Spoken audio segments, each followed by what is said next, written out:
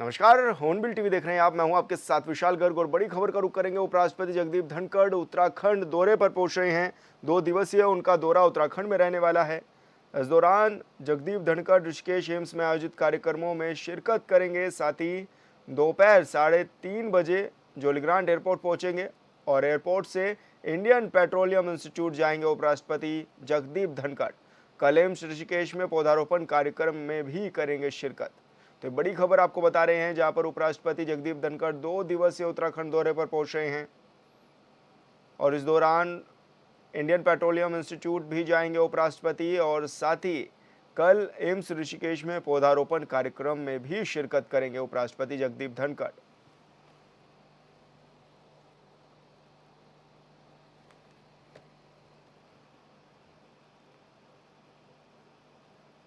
और संवाददाता अरुण सैनी हमारे साथ फोन लाइन पर जुड़ गए हैं। अरुण, क्या कुछ प्रोग्राम रहने वाले हैं उपराष्ट्रपति जगदीप धनखड़ के? जी सर, उपराष्ट्रपति जगदीप धनखड़ 2 दिवसीय उत्तराखंड के दौरे पर पहुंच रहे हैं और जो उनका कार्यक्रम है वो देहरादून और ऋषिकेश एम्स में होंगे। और आज 3:30 जौलीग्रांट एयरपोर्ट पर उपराष्ट्रपति धनखड़ पहुंचेंगे। उसके बाद वो जो है जौलीग्रांट एयरपोर्ट से इंडियन पेट्रोलियम इंस्टीट्यूट जाएंगे। उसके बाद जो रात्रि विश्राम उनका रहेगा वो देहरादून में भी रहेगा। उसके साथ ही रविवार को पहले RIMC जाएंगे। फिर उसके बाद ऋषिकेश एम्स में जो है उपराष्ट्रपति जगदीप धनखड़ का कार्यक्रम है, वहां पर वो जाएंगे। और ऋषिकेश एम्स में एक पेड़ मां के नाम कार्यक्रम के तहत जो है संस्थान में पौधारोपण भी करेंगे। ऐसे में जगदीप धनखड़ उपराष्ट्रपति यहाँ पर पहुंच रहे हैं और उसको लेकर पूरी सुरक्षा व्यवस्था के भी पुख्ता इंतजाम प्रशासन के द्वारा, जिला प्रशासन के द्वारा वो किए गए हैं। और ऐसे में पूरी तैयारियां जिला प्रशासन के द्वारा हो, पुलिस प्रशासन के द्वारा हो। ऐसे में सुरक्षा बल भी पूरे तैनात जगह जगहों पर किए गए हैं, फोर्स भी तैनात की गई है। ऐसे में कोई भी किसी तरीके की जो है ऐसी दिक्कतें न हो। जिस तरीके से देखा गया था जब राष्ट्रपति भी यहाँ पर पहुंची थी तो उस दौरान जो है एक ऐसी भी देहरादून में पड़ गई थी कि ऐसी कोई दिक्कतें ना हो, इस तरीके की कोई घटना ना हो। इसके लिए इस बार पूरे पुलिस प्रशासन के द्वारा वो किए गए। बिल्कुल अरुण, बहुत बहुत शुक्रिया आपका तमाम जानकारी साझा करने के लिए।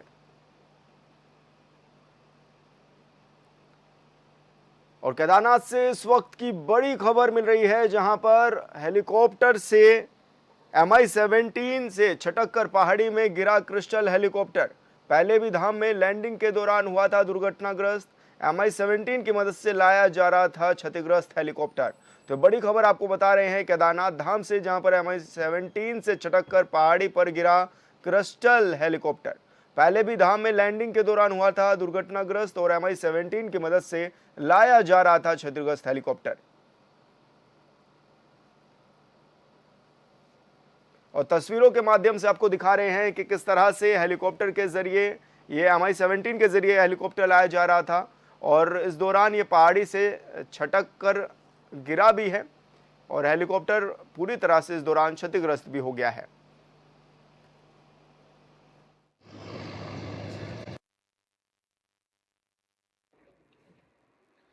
आज सुबह लगभग 7 बजे MI-17 द्वारा कैस्टल के खराब पड़े हेलीकॉप्टर को टो करके नीचे लाया जा रहा था, जिसमें लगभग 7 बजे के आसपास लिंचोली के ऊपर वह हेलीकॉप्टर थोड़ा सा डिसबैलेंस होने लग गया, जिसमें पायलट ने देखा कि इससे MI-17 को खुद खतरा हो सकता है।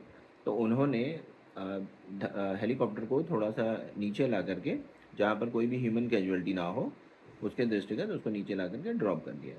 इसमें किसी भी तरीके का कोई भी हताहत नहीं हुआ है, कोई भी कैजुअलिटी की कोई सूचना नहीं है और सभी लोग सेफ हैं। और बड़ी खबर का रुख करेंगे, महंगी बिजली का प्रस्ताव खारिज कर दिया गया है। तो ये बड़ी खबर आपको बता रहे हैं, जहां पर उत्तराखंड में महंगी बिजली का प्रस्ताव खारिज किया गया। उत्तराखंड विद्युत नियामक आयोग ने बड़ी राहत दी है। बिजली की दरें 8.54% बढ़ाने की याचिका खारिज की गई है। 1 अप्रैल 2024 से बिजली की दरों में की गई थी बढ़ोतरी। आयोग ने की थी 6.92% की बढ़ोतरी। तो बड़ी खबर आपको बता रहे हैं, जहां पर उत्तराखंड में महंगी बिजली का प्रस्ताव खारिज कर दिया गया है।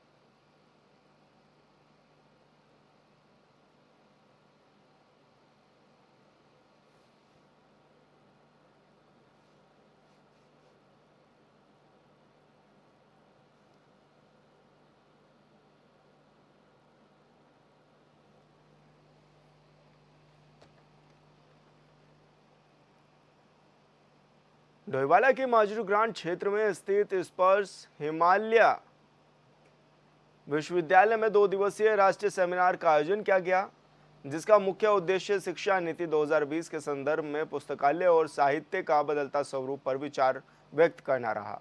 सेमिनार में पूर्व मुख्यमंत्री डॉक्टर रमेश पोखरियाल निशंक ने भी शिरकत की है, जहां उन्होंने छात्र छात्राओं और आमजन के जीवन में पुस्तकालय और साहित्य का महत्व बताते हुए अपने विचार व्यक्त किए। इस मौके पर उन्होंने अश्वनी ने के गावस्कर की पुस्तक काव्यांजलि के साथ अन्य 2 पुस्तकों का भी विमोचन किया है। उच्च शिक्षा के विभिन्न पदों पर रहे। मुझे अच्छा लगा कि स्पर्श हिमालय विश्वविद्यालय का जो पुस्तकालय विज्ञान विभाग है, उसने ये राष्ट्रीय सेमिनार आयोजित किया है, जिसमें देश के विभिन्न केंद्रीय विश्वविद्यालयों सहित तमाम आईआईटी और अन्य संस्थानों के जो विभागाध्यक्ष हैं वो यहाँ पर आए हैं और बड़ी संख्या में शोध छात्र भी आए हैं। मुझे लगता है कि एनईपी 2020 का लागू होना और उसमें पुस्तकालय एक महत्वपूर्ण कड़ी के रूप में कैसे साबित हो सकता है और कैसे करके उस एनईपी को 2020 को जो लागू करना है उसकी आधारशिला पर ये पुस्तकालय, क्योंकि पुस्तक तो ज्ञान का भंडार है और पुस्तक हर व्यक्ति का सबसे बड़ी ताकत है, उसका मित्र भी है, उसकी शक्ति भी है। तो उस पुस्तकालय को कैसे आम छात्र तक और आम लोगों तक किस तरीके से उसका लाभ मिल सकता है और जो वर्तमान चुनौतियां हैं उसका हम लोग कैसे मुकाबला कर सकते हैं। मुझे खुशी है कि बहुत अच्छा इन 2 दिवसीय जो गोष्ठी हो रही है, इसमें बहुत अच्छा परामर्श होगा। सन 1970 के टिहरी विस्थापितों की 50 साल बाद उनकी मांगें पूरी होने जा रही हैं। हरिद्वार में पथरी और आसपास के इलाकों में 369 हेक्टेयर जमीन पर टिहरी विस्थापितों को जल्द ही भूमिधरी का अधिकार प्राप्त हो जाएगा। हरिद्वार के रोशनाबाद स्थित जिला मुख्यालय में ग्रामीण विधायक अनुपमा रावत समेत तमाम जनप्रतिनिधियों, टीएचडीसी, वन विभाग और राजस्व विभाग के साथ बैठक कर सभी पक्षों में सहमति बनाई गई है। जिलाधिकारी का कहना है कि 1 महीने के अंदर भूमिधरी प्रस्ताव तैयार कर केंद्र सरकार को भेज दिया जाएगा।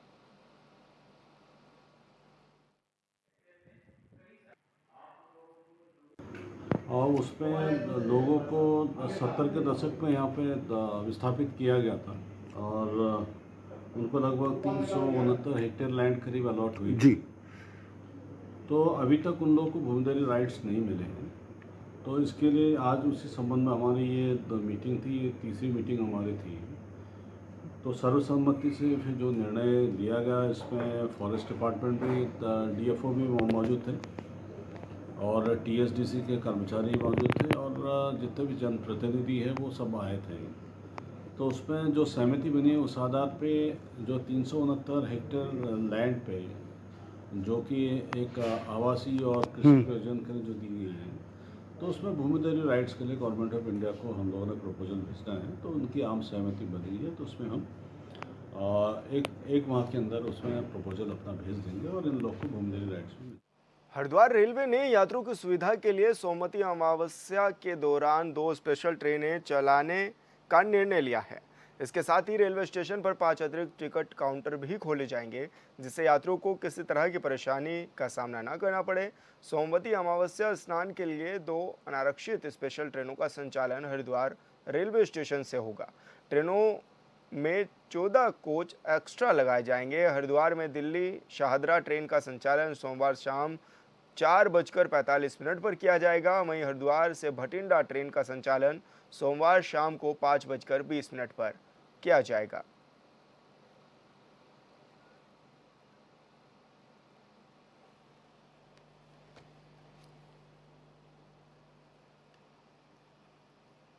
गंगनहर रुड़की में एक व्यक्ति की डूबने से मौत हो गई है। आपको बता दें कि युवक के डूबने की सूचना गोताखोर मोनू जलवीर को दी गई थी, लेकिन जब तक मोनू जलवीर वहां पहुंचे तब तक किशोर नहर में डूब चुका था।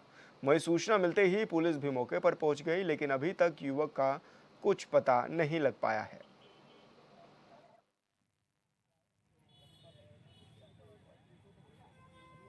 अभी मुझे गन्ने वाला है यहाँ पे पेट्रोल पंप पे, उन्होंने फ़ोन करा था मुझे, उन्होंने तो बच्चा डूब रहा है, ध्यान तो उन्होंने भी नहीं करा।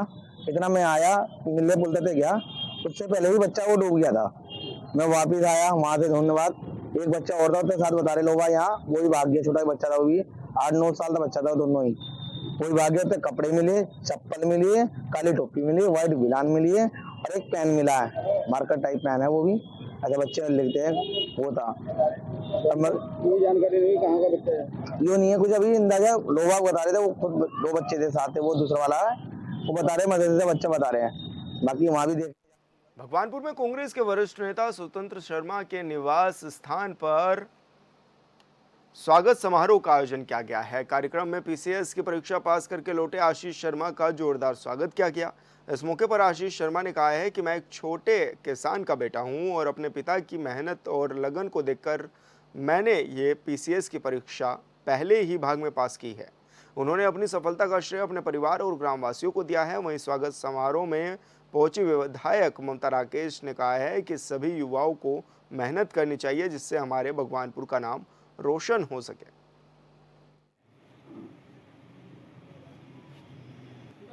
देखिए, आज बहुत ही प्रसन्नता का विषय है कि हमारे लोहाल के दयालपुर से आशीष शर्मा पुत्र राकेश शर्मा का चयन पीसीएस के लिए हुआ है। उन्होंने पीसीएस क्वालिफाई किया है और इन्हें जिला गन्ना अधिकारी के पद के लिए किया गया है।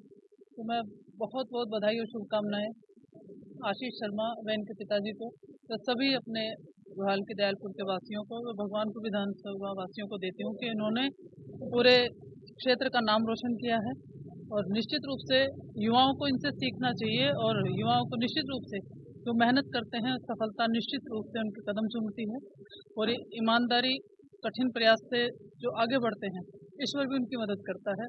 और बहुत ही प्रसन्नता का विषय है कि प्रथम प्रयास में ही इन्होंने पीसीएस क्वालिफाई किया है। मैं इन्हें अपनी शुभकामनाएं देती हूँ और इनके उज्जवल भविष्य की कामना करती हूँ। रात दिन इसको आगे करके पढ़ना तो इसका काम था, लेकिन उन्होंने पैसे का इंतजाम, आने जाने का इंतजाम, और उस परिस्थिति में इनके पास में ना 1 बीघा कोई जमीन है, ना कोई दूसरा आय का साधन। इनके पिताजी सामान्य जीवन व्यतीत करते थे। इत्तेफाक से भगवान जी के आशीर्वाद से बड़ा भाई कैनरा बैंक में अफसर बन गए और वहाँ से इनका काम शुरू हुआ। मेरा पहला प्रयास था और इसमें सर मुझे काफ़ी समय लग गया। इससे पहले मैंने यूपी पीसीएस के मेंस और इंटरव्यू भी दिया है, परंतु मैं उन पे सफल नहीं हो पाया था।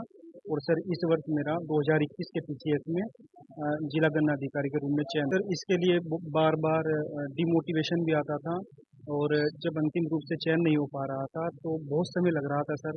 दरअसल इस प्रक्रिया में पूरे 3 साल लग गए, तो सर कहीं ना कहीं इसमें मानसिक तनाव भी बीच बीच में। शुक्रवार को टिहरी में कांगुड़ा नागराज मंदिर पुनर्स्थापना समारोह का आयोजन किया गया, जिसमें राज्य के सीएम पुष्कर सिंह धामी भी शामिल हुए। इस दौरान उन्होंने कहा है कि धार्मिक सांस्कृतिक के महत्व को पुनर्जीवित करना उद्देश्य है। इसी के साथ ही सीएम ने कहा है कि कुछ लोग हैं जो जातिवाद और क्षेत्रवाद के नाम पर उत्तराखंड में आग लगाने की कोशिश कर रहे हैं, लेकिन जनता उनके झांसे में नहीं आने वाली। हमें उत्तराखंड को जातिवाद, क्षेत्रवाद की आग में जलाने की कोशिश करने वालों से भी, इससे भी हमको सावधान रहना होगा। अनेक अवसरों पर तमाम ऐसे लोग आ जाते हैं, क्योंकि ऐसे लोग उत्तराखंड का विकास नहीं बल्कि विनाश चाहते हैं।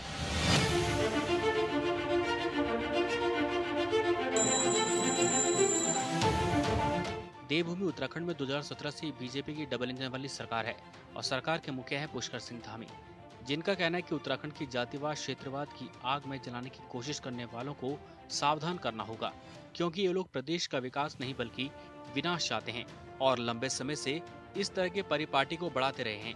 उन्होंने कहा कि ऐसे पाप करने वाले जो पापी हैं, उनके झांसे में अब जनता आने वाली नहीं है, क्योंकि जनता पूरी तरह से जाग चुकी है। विकास के तरफ कदम आगे बढ़ा दिए हैं जो अब रुक नहीं सकते हैं। हमें उत्तराखंड को जातिवाद, क्षेत्रवाद की आग में जलाने की कोशिश करने वालों से भी, इससे भी हमको सावधान रहना होगा। अनेक अवसरों पर तमाम ऐसे लोग आ जाते हैं, क्योंकि ऐसे लोग उत्तराखंड का विकास नहीं बल्कि विनाश चाहते हैं, जो लंबे समय तक इस परिपाटी को बढ़ाते रहे हैं। मैं आज यहां से यह भी कहना चाहता हूं, ऐसा पाप करने वाले जो पापी हैं, उनको मैं बता देना चाहता हूं कि जनता अब उनके झांसे में आने वाली नहीं है, क्योंकि जनता पूरी तरह से जाग चुकी है। उसने विकास के लिए कदम आगे बढ़ा दिए हैं। अब ये विकास के बढ़े हुए कदम उनके रुक नहीं सकते। मुख्यमंत्री पुष्कर सिंह धामी ने किसी पार्टी का खुलकर नाम नहीं लिया, लेकिन ऐसा लगता है कि सीएम का इशारा विपक्षी पार्टी कांग्रेस की तरफ ही था। सीएम के बयान पर विपक्षी पार्टी कांग्रेस का क्या कहना है, इसकी आगे चर्चा करेंगे। पहले टिहरी में कांगड़ा नागराज मंदिर पुनर्स्थापना जागरण समारोह को संबोधित करते हुए मुख्यमंत्री ने क्या कुछ कहा, ये समझिए।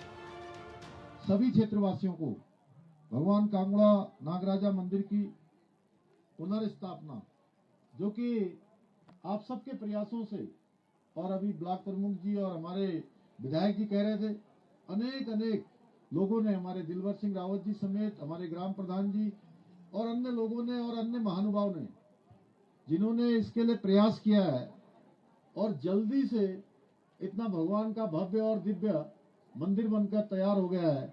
मैं उसकी आप सबको बधाई देता हूँ। टिहरी में आयोजित समारोह को संबोधित करते हुए मुख्यमंत्री पुष्कर सिंह धामी ने कहा कि बीजेपी की सरकार राज्य को आगे बढ़ाने के लिए तेजी से काम कर रही है। उन्होंने कहा कि प्रदेश में सड़कें, अस्पताल, पेयजल, स्कूल, बिजली की लाइन समेत तमाम वो चीजें जो जरूरी हैं, उस पर काम किया जा रहा है।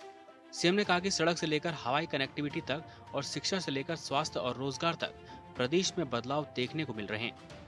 उत्तराखंड को देश का, हिंदुस्तान का सभी राज्यों में श्रेष्ठ राज्य बनाने के लिए संकल्प लेकर काम कर रही है।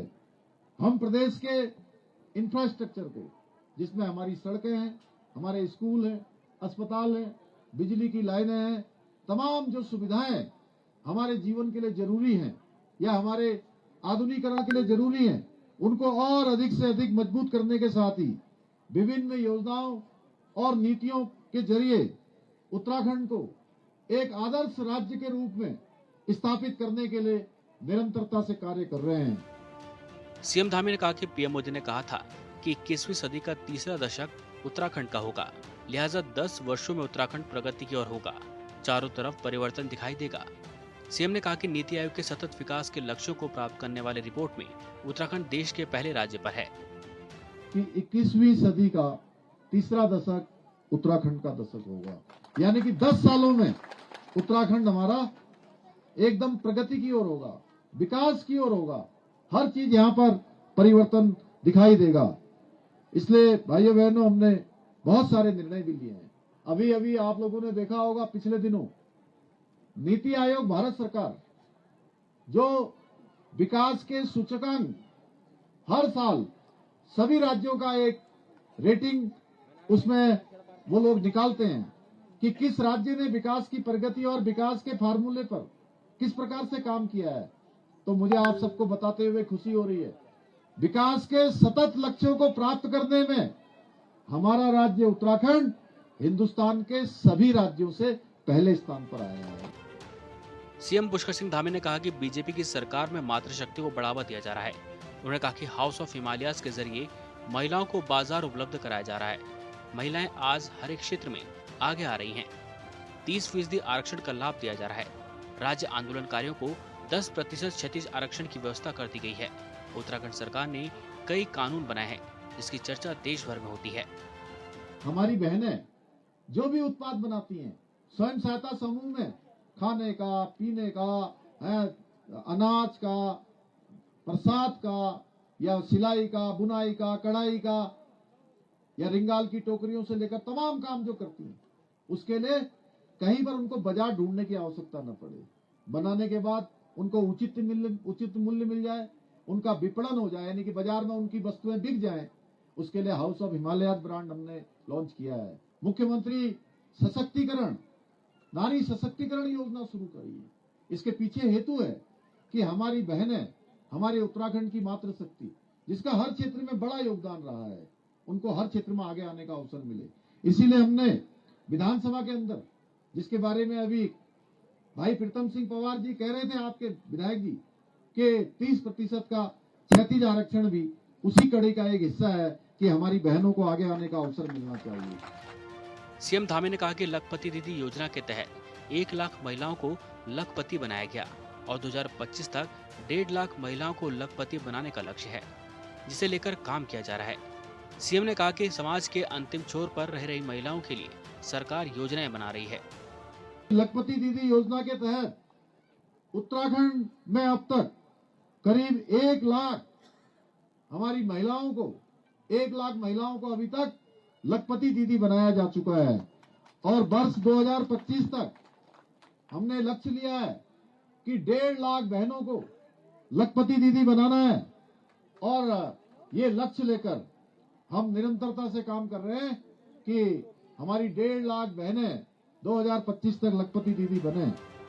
टिहरी में सीएम धामी ने नकल विरोधी कानून, यूसीसी, दंगा विरोधी कानून समेत सरकार के बड़े फैसलों का जिक्र करते हुए कहा कि यह सब इसलिए हुआ क्योंकि राज्य की जनता ने बीजेपी को फिर से काम करने का मौका दिया। सीएम ने कहा कि देवभूमि में जल्द ही यूसीसी कानून लागू कर दिया जाएगा। भी बेटे और बेटी के साथ अब अन्याय नहीं होने देंगे, इन नकल माफियाओं को खिलवाड़ नहीं करने देंगे और 100 से ज्यादा नकल माफियाओं को हमने जेल की सलाखों के पीछे भेजा और पूरे देश का सबसे कठोर नकल का कानून हमने उत्तराखंड के अंदर बनाया है कि अब कोई दंगा करेगा, तोड़फोड़ करेगा, मारपीट करेगा, सरकारी संपत्ति को, निजी संपत्ति को नुकसान पहुंचाएगा तो उसकी एक एक पाई की भरपाई भी उसी दंगा करने वाले से सुनिश्चित की जाएगी। भाइयों बहनों, सबसे पहले समान नागरिक संहिता का विधेयक भी ये हमारी विधानसभा ने पारित कर दिया, आपकी विधानसभा ने पारित कर दिया। वो एक्ट भी हम लागू करने जा रहे हैं कि आप उत्तराखंड के अंदर रहने वाले हर एक व्यक्ति के लिए एक समान कानून होगा। कोई किसी धर्म का होगा, किसी पंथ का होगा, किसी समुदाय का होगा, अब उसके लिए देवभूमि उत्तराखंड में एक समान कानून लागू होगा। सीएम धामी ने कहा कि धनौल्टी में विकास कार्यों के लिए सरकार ने 1 अरब 41 करोड़ से ज्यादा की राशि दी है। सड़क मार्गों के लिए 94 लाख रुपए दिए गए हैं। सीएम ने कहा कि प्रदेश को इस बार भी बड़ी आपदा का सामना करना पड़ा, लेकिन सरकार के साथ ही स्थानीय लोगों ने भी काफी मदद की है। इस बार भी बड़ी आपदा का सामना हमको करना पड़ा है, परंतु हमने समय पर प्रभावित लोगों की हर संभव मदद करने का प्रयास किया है। आपने देखा होगा पिछले दिनों बूढ़ा केदार क्षेत्र में, घनसाली क्षेत्र में, अभी गुत्तू में 3 स्थानों पर बड़ी आपदा आई है और मैंने तीनों ही बार वहां पर जाकर स्वयं स्थिति का जायजा लिया है और स्थानीय लोगों की समस्याओं को समझकर उनके त्वरित रूप से उनको निस्तारित करने के निर्देश भी दिए हैं। एक तरफ जहां सीएम पुष्कर सिंह धामी उपलब्धियां गिना रहे हैं, तो दूसरी तरफ से सीएम के दावों पर विपक्ष सवाल उठा रहा है। आपदा से लेकर रोजगार तक विपक्ष के कई सवाल हैं। देखिए, मुख्यमंत्री पुष्कर सिंह धामी किसके लिए ये बात कह रहे हैं, ये भी उनको स्पष्ट करनी चाहिए। जहाँ तक मेरे संज्ञान में है, जातिवाद और क्षेत्रवाद की राजनीति भारतीय जनता पार्टी ही करती है। भारतीय जनता पार्टी ही समाज को लड़ा करके जो है वोट बैंक की राजनीति करती है। ध्रुवीकरण की राजनीति के बिना तो भाजपा की राजनीति ही नहीं चलती। भाजपा को तो ये बात बोलने का अधिकार ही नहीं है और कांग्रेस पार्टी तो हमेशा सामाजिक न्याय की लड़ाई लड़ती रही है।